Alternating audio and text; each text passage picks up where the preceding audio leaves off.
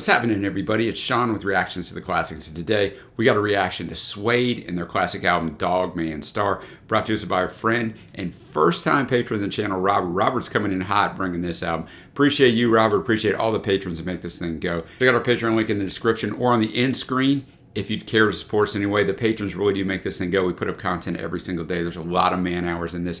You may think giving $1, $5, whatever you give, doesn't matter. I promise you it matters in keeping this channel going. Let's jump into this album, do a little background first on Suede and on the album, and then we'll get into listening to it. I've heard this album exactly one time. We're doing album drafts on the channel. We started in 1965, in the early 2000s at the time that I am recording this. So I listened to this album one time, not with the lyrics up, don't remember anything about it. I remember I really, really liked it. I think I might have picked it honorable mention maybe. I don't really remember, but I really did like it, but I don't remember anything about it. So let's do a little background. Suede, or if you're in the US, they call them the London Suede. That's what you're going to find them on Spotify. Don't look for Suede. That's so dumb that they did that, but they had to do that. They're an English rock band formed in London in 1989. The band is composed of singer Brett Anderson, guitarist Richard Oakes, bass player Matt Osmond, drummer Simon Gilbert, and keyboard rhythm guitarist Neil Codling. In 1992, Suede were dubbed the best new band in Britain by Melody Maker and attracted much attention from the British press. The following year, their debut album, Suede, went to the top of the UK albums chart, becoming the fastest-selling debut in almost 10 years. It won the Mercury Prize and helped foster Brit pop as a musical movement, though the band distanced themselves from the term. The recording sessions for this album were fraught with difficulty and ended with original guitarist Bernard Butler departing after confrontations with other members. The album was finished without him, and the band toured with replacement Richard Oakes. In 1994, Suede would become a component of the Britpop Big Four, along with bands that we got plenty of stuff up on, Oasis, Blur, and Pulp. Suede has 8 studio albums. Let's get into the specifics of this album. Their second album, released in October of '94 on Nude Records. It was recorded in London at Master Rock Studios in early 1994. It was produced by Ed Butler. It's the last album, as we mentioned, to feature Bernard Butler. Growing tensions between him and singer Brett Anderson ended with Butler leaving the band before recording was complete. As a result, some tracks on the album had to be finished with the assistance of session musicians. In contrast to that debut album that I mentioned earlier, Suede, which exhibited the influence of David Bowie and the Smiths, this one exhibits a more aesthetic and draws from a wider range of influences. Although it did not sell on the same scale as its predecessor, which is kind of weird in retrospect because this album thought of so well. Reached number 3 in the UK, described by Rolling Stone as, quote, one of the most pretentious albums ever released by a major label. I just thought that was a funny quote. NME placed it at 31 in their 500 greatest albums of all time. And a little more background kind of on what was going on. In early '94, when Suede were about to release the standalone single Stay Together, the morale within the band was at an all-time low. Butler's father had died just as the band were about to begin their second American tour. The first week of the tour was canceled and Suede flew back to London from New York. When the tour did resume, Butler, not only recently bereaved but now engaged to his fiancée Elisa, distanced himself from the rest of the band far more than before. According to Butler, quote, they got really resentful of the fact that they were on tour with someone who didn't want to party. He even traveled separately, either alone, by taxi, or on the tour bus of support act The Cranberries. Then in Atlanta, Suede suffered the embarrassment of having to open for The Cranberries, who had become a bigger draw thanks to their recent hit, Linger, which that album is fantastic. Cranberries are great. I have a reaction to that album up, actually. The band agreed to let the Cranberries go on last in 3 places, given that they were picking up airplay. Anderson said, quote, the whole rivalry thing was blown out of all proportion. By the time of their arrival in New York, Suede had had enough and the last few dates were canceled. According to drummer Simon Gilbert, Butler was becoming intolerable and impossible to work with, and the band could not function together any longer. To record the next album, Anderson moved to Highgate, north of London, and began to write lyrics while living in a secluded flat. The album was later described by writer Nick Durden as, quote, the most pompous, overblown British record of the decade. Anderson has said that his overblown sound was due to his use of psychedelic drugs. I was doing an awful lot of acid at the time, and I think it was this that gave us the confidence to push boundaries. He has also said he thrived on the surreal environment he lived in at the time. Next door were a sect known as the Mennonites, who would often sing hymns during Anderson's drug binges. After the success of that debut album, they were hailed, as I mentioned, as the inventors of Britpop, something they were proud of for a short while. However, Britpop started to be dominated by the other bands, most noticeably, as I said, Blur, Oasis, and Pulp. This disgusted Anderson, who called Britpop, quote, a musical carry-on film. Fearing he was on a collision course of becoming a celebrity, Anderson deliberately distanced himself from the scene, which prompted that location to Highgate. He said, quote, "We could not have been more uninterested in that whole boozy, cartoon-like, fake working class thing," he said in 2008. "As soon as we became aware of it, we went away and wrote Dog Man Star. You could not find a less Brit pop album. It's tortured, epic, extremely sexual and personal. None of those things apply to Britpop." The album was recorded between March and July in London. The rehearsals were very tense and would inevitably split the band into two separate camps. Butler had his own agenda, and he frequently clashed with the rest of the band and producer Ed Bueller, over whom he had concerns during the recording of the first album. According to Bueller, Butler and the rest of the band were not in the studio together once during recording, perhaps only for a matter of hours. Butler seemed to antagonize his bandmates further when he appeared on the front cover of Vox magazine under the tagline, "Brett drives me insane." Probably not the best move to build camaraderie when you're actually in the studio doing an album. I don't know, just my thought. In a rare interview, in that he only ever would do press interviews on the pretext it was about guitars, he said of Anderson, quote, "He's not a musician at all. It's very difficult for him to get around anything that isn't ABC." A despondent Anderson remembers reading the article the same morning he was recording his vocals for the Asphalt World. He said, quote, I remember trying to channel all this hurt that I was feeling and the iciness I was feeling into the vocal. Butler later apologized to Anderson over the incident. Musical differences over the Asphalt World triggered the next dispute. The version that made it onto the album lasts for 9 minutes, 25 seconds, but according to bass player Matt Osmond, Butler's initial creation was a 25-minute piece with an 8-minute guitar solo. Butler became progressively more dissatisfied with Ed Bueller's production. In a 2005 interview, the guitarist maintained his position on the matter, stating that Bueller, quote, "made a terrible, shoddy job of it." Butler wanted Bueller dismissed, allowing him to produce the record by himself. Nude's owner, the record label, Saul Galpern, claimed that the guitarist became impossible to reason with and also made threats to him and Bueller. Bueller claims he received phone calls where he heard something akin to scratching knives.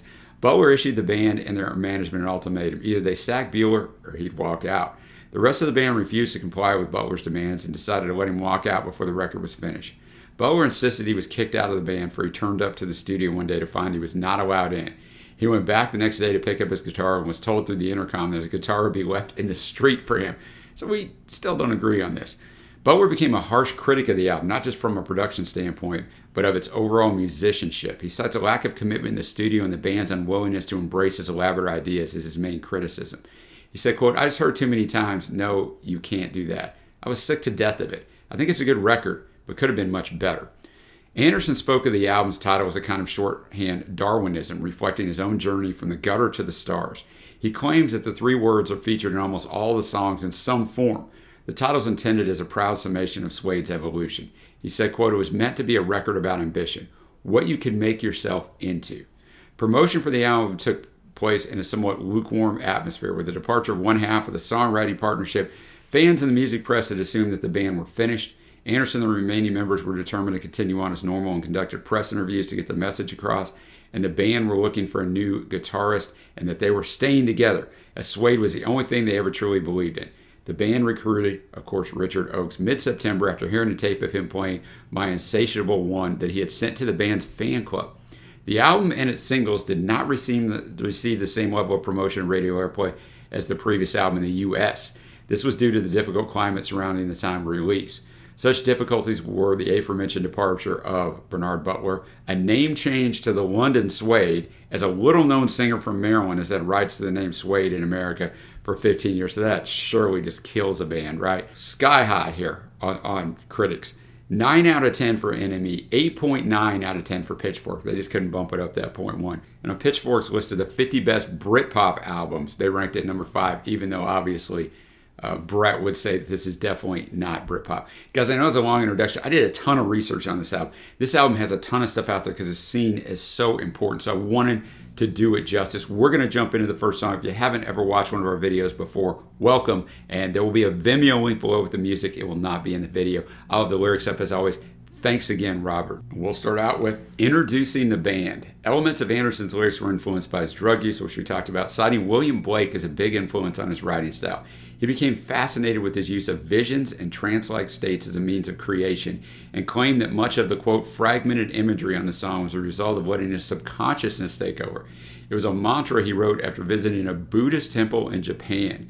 The uncharacteristic single chord opening song style and lyrics baffled critics. Well, I'll tell you what, that's quite a description to start this thing off. Introducing the band, that is definitely an odd song and a really interesting choice to start your album off on, right? Especially if all the stuff we talked about, of everybody wondering how this album was going to be. But it starts out right away, the first line, Dogman Star took a suck on a pill and stabbed us cerebellum with a curious quill, Europe, America, Winterland, introducing the band. It goes through these kind of flows of thought, right? As a stream of consciousness, and then it just ends each verse with introducing the band, and then we had the odd stuff in the back. And just, the whole song was odd. It wasn't bad, but it was definitely odd to start your album out that way. All right, we're up to the second track, We Are the Pigs. It was the lead single. Only went to 18 in the UK because of Bernard's departure. The video received very little airplay, everything that was going on at the time. Singer and co-writer Brett Anderson has said that he wrote it while he was living in Highgate. It's a song about the revolution and the juxtaposition between the middle-class lives of Highgate and the council estates of the not-too-far-away Archway. He said, quote, "It's a warning to the middle classes that everyone they're keeping under their feet is going to end up crushing their skulls." That was the idea behind it. It was supposed to be quite a violent thing. The choice of lead single had been a subject of debate, with Sony pressuring Anderson to release New Generation first for commercial reasons. He was unwavering on the matter, putting his artistic beliefs ahead of business sense, as he felt We Are the Pigs had the drama and power that represented the album's message. He recalled, "I'd misread people's perception of the song. I'd lost my perspective on reality." Bassist Matt Osmond felt The Wild Ones should have been the first single and said releasing We Are the Pigs was commercial suicide. Pitchfork placed this at 169 on their best tracks of the 1990s. In 2006, Total Guitar ranked Butler's solo at 57 in its list of 100 hottest solos, and in 2014, NME ranked the song at 364 on the list of the 500 greatest songs of all time. So obviously, retrospectively, it's viewed quite well. We Are the Pigs, that little ending there was the children from the Tricycle Theater Workshop. They joined Brett on the harmonizing on there, and on that very little bit at the end. You also had a trombone, a trumpet, and a sax on here, along with everything else. Just very musically rich and interesting, I thought. The lyrics are definitely hardcore. Well, the church bells are calling, police cars are on fire, and as they call you to the eye of the storm, all the people say, "Stay at home tonight." I say, "We are the pigs, we are the swine, we are the stars of the fire, of the firing line." And this, as the smack cracks at your window, you wake up with a gun in your mouth. "Oh, let the nuclear wind blow away my sins, and I'll stay at home in my house." And you just get into that chorus, that great guitar work in there. The guitar work was definitely fantastic. I told you how well acclaimed it was, and the kudos Bernard was getting, and he deserved it, even though after he heard the song, he said it could have been so much better. And then the ending, we all watch them burn, hey ho, we all watch them burn. They just keep repeating that. So I thought it was a really good song. Now we're up to Heroine, not the one you're thinking of. That's one of my favorite songs of all time, Mr. Lou Reed and the Velvet Underground. This song with the refrain, "I'm aching to see my heroine," has a celebrity influence, paying homage to Marilyn Monroe. A different kind of heroine, huh? While borrowing from Lord Byron, "She walks in beauty like the night," the song's opening line, is the first line of a Byron poem. We got everything on here already. We're only on song number 3. Heroine, once again, fantastic guitar work from Bernard. Although I'm wondering, as I'm looking through the musicianship credits song by song, I'm wondering if every song is going to be attributed to him. We're not going to know whether there's a session musician or not, but I'm going to guess that was Brett. But some of you out there who really know a lot of Suede stuff may know the answer to that. And maybe as I come across the credits, maybe he won't be credited on every one of them. I'll tell you what the highlight on this song for me was. It was the chorus. It was the chorus, man. Brett sounds so fantastic on that chorus, but you can see it about Marilyn Monroe. She walks in beauty like the night, discarding her clothes and the plastic flowers, pornographic and tragic in black and white. She was in Playboy magazine. "Miss Marilyn, come to my slum for an hour," and then, "I'm aching to see my heroine, I'm aching, been dying for hours and hours." The way he does it, just kind of walks through there. He's says he's 18 years old, and he needs her. So just a really good song. Like I said, that chorus is almost dreamy-like. I just thought it's just fantastic. So catchy. Now we come up to the Wild Ones, the second single, number 18 in the UK. Brett has said it on numerous occasions that he regards this song as not only the high water mark of his writing partnership with Bernard, but his favorite of all Suede songs. It's one of several notable Suede songs, including So Young and Stay Together, which were inspired by Anderson's ex-girlfriend, Anik. Pitchfork said it, quote, might be Suede's best single. Its sweeping orchestration, vocals, and guitar parts coming together in fragile but perfect balance. The main refrain was partly inspired by Jacques Brel's, I'm not even going to try to pronounce this song. Here, Anderson alternates between tenor and falsetto. In 2014, NME ranked the song at 370 in its 500 greatest songs of all time. We do have a Jacques Brel top 10 up as well. And we did do a song battle. This is against a song of the Verve a while back. I don't remember it. I mean, I think I remember I liked it. Let's check it out. The Wild Ones. Let me tell you something, man. That's a great song. I don't throw around the great word all that often on this channel. That's a great song. The vocals on it by Brett, he just sounds absolutely fantastic. And the writing on it's really good. Basically, this girl's leaving him. And he's holding on to this. As I open the blinds in my mind, I'm believing that she could stay. And then that chorus, and oh, if you stay, I'll chase the rain-blown fields away. We'll shine like the morning and sin in the sun. Oh, if you stay, we'll be the wild ones running with the dogs today. So he's making his case, man. And she's about to leave in the second verse. He just gives her that whole, if you'll stay.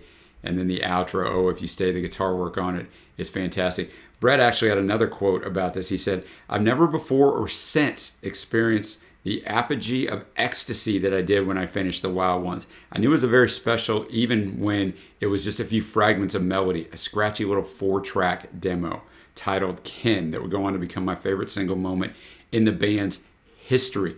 So, you just know, if you know when you know, he wrote it or, co-wrote it, he sings on it. He knew, man, and he was exactly right. This song is fantastic. Next up, we have Daddy's Speeding. Anderson wrote this eulogy about a dream involving taking drugs with the late American actor James Dean.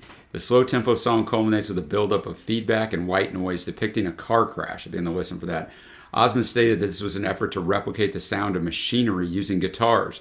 The turbine-like noise at the end, followed by an explosion, was done on a Moog synthesizer. All right, Daddy's Speeding. This shows why this album already is so great, right? We're on song number 5. This song's not as good as some of the other songs, yet it's so interesting because all the stuff that goes on at the end that I talked about before the song came on. But also, I think that Brett sounds fantastic. I think it sounds fantastic.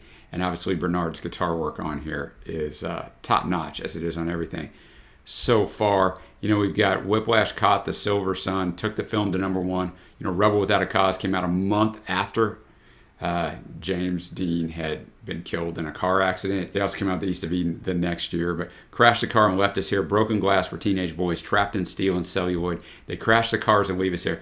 I know we had the dream about James Dean. It's interesting. James Dean was dead long before Bernard was born or I was born. And Daddy burned a million eyes, dared the dogs to criticize. There's the dog in there, right? He crashed the car and I was born, and Daddy turned a million heads, took the teenage dream to bed. He crashed the car and left us here. And then that chorus with the dreams of gasoline drying our eyes, green fields of destiny high in the sky.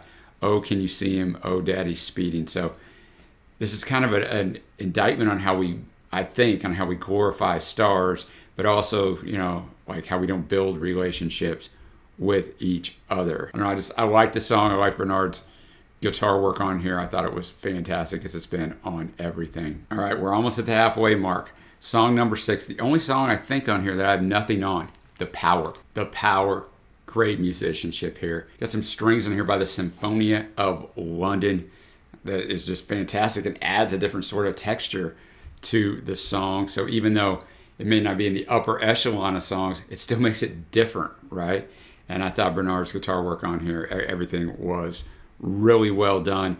It starts out talking about through endless Asia, through the fields of Cathay, which is another word for China, or enslaved in a pebble-dashed grave, which I read, those of you in the UK knows, but there's a way to make houses, and they're usually smaller. That's what it said in the notes I saw. With a kid on the way, if you're far over Africa on the wings of the youth, or if you're down in some satellite town and there's nothing else you can do. So he's building all this up, picturing wherever you are, basically. Chorus, just gimme the power, and I'll make them bleed. Gimme the power, although I'm just calm and breed. So revisiting those themes of, look, I'm just common, but give me the power, and I'll take care of those who maybe are a little more well off than we are. So, that's really all there is to this song. But with the strings, the subtle guitar work, though, that is so well done, it just makes this song really pop. All right, well, we're halfway through this album, and so far, really, really good. We go to New Generation. third and final single, and the first single, here we go, to feature music by new guitarist Richard Oakes. 21 in the UK, critics really liked this song. One writer noted that Anderson sounds more like Bowie in New Generations than he did in previous songs that drew similar comparisons. All right, love me some Bowie. New Generation, what a wonderfully done song, right? And yes, the thing I'm looking at on Genius tells me that Bernard Butler's on guitar, even though I told you this is the first one to feature Richard Oakes, and he's holding his own quite well. Songs about drug use, quite well written. I wake up every day to find her back with me. So his girlfriend, right? Brett's girlfriend is taking him. She's sharing with him and doing the drugs, but then she ends up taking him down this spiral, and he blames her for it. I wake up every day to find her back with me, scream my name through the astral plane in this Cadillac town. She takes me down. And like all the boys in all the cities, I take the poison, take the pity. But she and I, we soon discovered we take the pills to find each other. So they get closer through the drug use. And he says, I'm losing myself to you. Verse 2, I wake up every day to find her back again, breeding disease on her hands and knees. She's throwing up because she's on the drugs while the styles turn and books still burn. And he kind of gets into that, and we spread it around to the techno sound and like a new generation rise. Because all the boys in the city, I take the poison, take the pity, but she and I would soon discover we take the pills to find each other. So they just go through that. Really good song. Like I said, nice guitar work in there. Now we're up to the 8th track, This Hollywood Life. It's one of the few rockers on the album, a standard rock song. It features a guitar riff throughout the verses and a guitar solo. John Harris, a writer with NME, wrote, a record so couched in earth-shaking drama probably needs at least one spittle-flecked tantrum. Anderson states the song is about, quote, the seedier side of the music business where people are forced to debase themselves somewhat to succeed. This Hollywood Life, it's really about this girl who can't, kind of break into the music industry. She rocker sacked the factory line for a chance of a dance in a surreal world. She said, come rescue me from this Hollywood life. And because fame ain't as easy as him, how sad, like in verse 2, talking about, it's not going to be as easy for the woman as it is the man, but it's not easy for either one of them. The guitar work was good. I mean, it was okay. I mean, I don't know that it needed to be in here, even though it was the rocker on here, right? I don't know, man. I kind of like all the other stuff, but not a bad song. And we go to The Two of Us. No, not that one, not Paul and John. According to Anderson, it's about the loneliness against the backdrop of wealth and fame. So kind of, that wealth and fame motif throughout here. A professional couple incapable of relating to one another emotionally. Features Anderson's favorite lyrics on the album. The snow might fall and write the line on the silent page. A tap dancer was originally heard over the middle 8 section. This was removed and replaced with a flute player, echoing Sleeping Pills from Suede. The Two of Us and Still Life are considered to be written from the viewpoint of a bored or lonely housewife. The Two of Us, man. I'll tell you what, Brett's vocals on that are fantastic. He's also playing the piano on that. You can feel that emotion through there. Lying in my bed, I think of you. The song goes through my head, the one we both knew. And each line lies another line full of sacred sound. But you're outside where the company's dream and the money goes around. So that housewife lamenting the separation from her husband, the end of the relationship, even if they're still together, they're far apart. Lying in my bed, watching my mistakes. I listened to the band. They said it could be the two of us. So when he sings that, just his voice sounds so fantastic. And then the line that he said was his favorite line in the whole album, but this whole verse is really good. The snow might fall and write the lines on the silent page, but you're outside making permanent love to the nuclear age.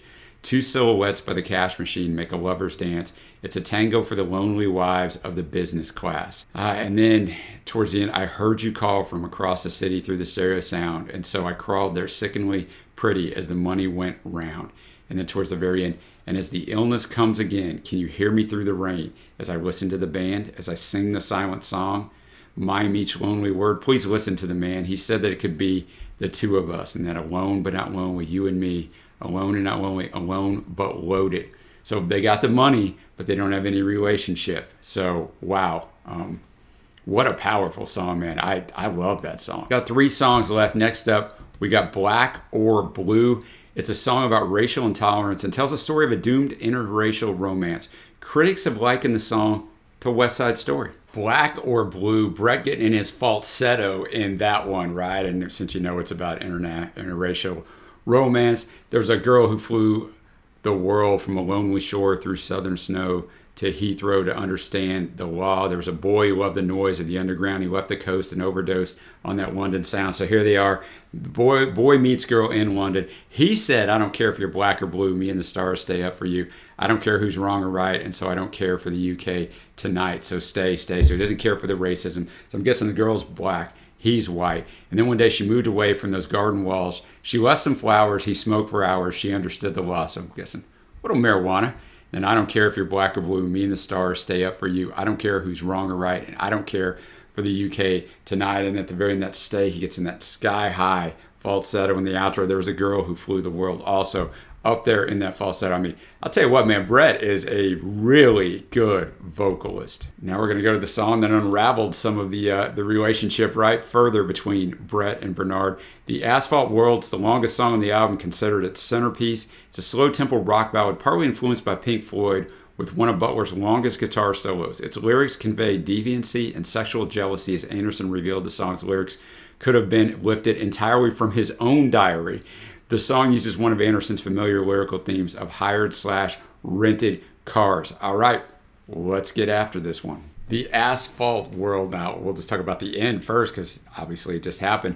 The voices there, definitely a shout out to Pink Floyd's Dark Side of the Moon there with the voices, all the studio voices.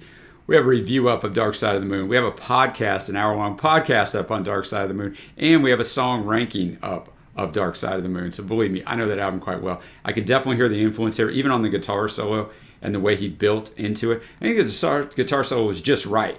I don't think it needed to be longer than that. I think any longer than that and it would have been distracting. I think it was just right. And this is an excellently crafted song. I thought, obviously Bernard was the high point of the song, but also Brett did a good job on vocals. I know a girl, she walks the asphalt world, she's a prostitute, right? She comes on to me, I supply her with ecstasy. So they're together. Chorus one, but where does she go and what does she do and how does she feel when she's next to you? And who does she love in her time-honored fur? Is it me or her? So we're going to find out she's got a mistress, right? She's got him and this other girl. And she's got a friend, they share mascara. I pretend he's pretending that they're not together. Chorus 2, with ice in her blood and a dove in her head, which is also slang for ecstasy. I didn't know that. I had to look it up. And how does she feel when she's in your bed and you're there in her arms? And then chorus 3, because that's where I go and that's what I do and that's how it feels when the sex turns cruel. Yes, both of us need her. This is the Asphalt World. So both him and her mistress want her. But like I said, the guitar solo in there is fantastic.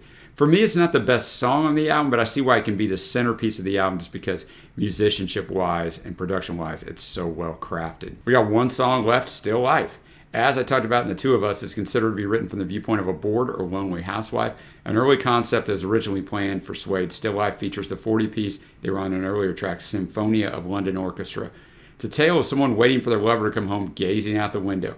Anderson also agreed with Bueller and Osmond that the orchestral coda was over the top, but defended it, saying, quote, it was conceived very much with the album's journey in mind, and as such provided an eloquent endpoint. Still Life. I actually think that was the perfect way to end this album. Yes, it was over the top with the orchestra, and honestly, I'm here for all of it. I think this song is great, man. And the lyrics are just about what I said about she's looking out the window. There's still life. This still life is all I ever do. There by the window, quietly kill for you. In this glass house, my insect life, crawling the walls under electric lights. I'll go into the night, she and I into the night. And, that outro that's about it's still life. I mean, Brett sounds fantastic. I think the strings, the orchestra, the last minute and a half, that's all it is. I think it's fantastic, man. Fantastic. You got Richard Edwards on the trombone here, Simon Clark on the trumpet, Roddy Lorimer on the flute. There were in a lot of these songs. I just didn't shout them out enough. But I think that's a great way to end this album, man. And now we're going to go to my favorite tracks, which honestly is quite challenging because the only two songs I didn't really care for was This Hollywood Life and the opening introducing the band. And there's 12 tracks. And I didn't hate those songs, but honorable mentions, Heroine, just for the chorus itself, right? I told you, man, that chorus, I love it. Also go The Asphalt World. It's not going to make my fave, so some of you who love that song will be like, what's this dude talking about? But even songs like Daddy's Speeding, it's not going to be on my honorable mentions, but the sound effects they did at the end, it's so interesting. My faves, Still Life, The Two of Us. That might be my favorite song on here. It's right up there. We Are the Pigs, New Generation, and of course, I guess my favorite is The Wild Ones. What a fantastic group of songs. That's going to take me to my overall score. You guys know it's tough on first listen to rate an album really, really high. You got to listen to it a bunch. This one's going to be the exception to the rule. I'm going to be at a sky-high 8.75, and I am going to listen to this album some more, and I bet it's going to go higher and higher. This is great, man. It's freaking greatness. So what a way to come out of the chute for Robert with his first patron request. Let me know what you think of this album. Let me know what you think between this album and their debut that many think are better. What do you guys think? What do you think about my take on the Asphalt World? Whatever else, guys, I can take it. Be a little bit nice, but I can take it, man. All right, guys, until next time, I will see you.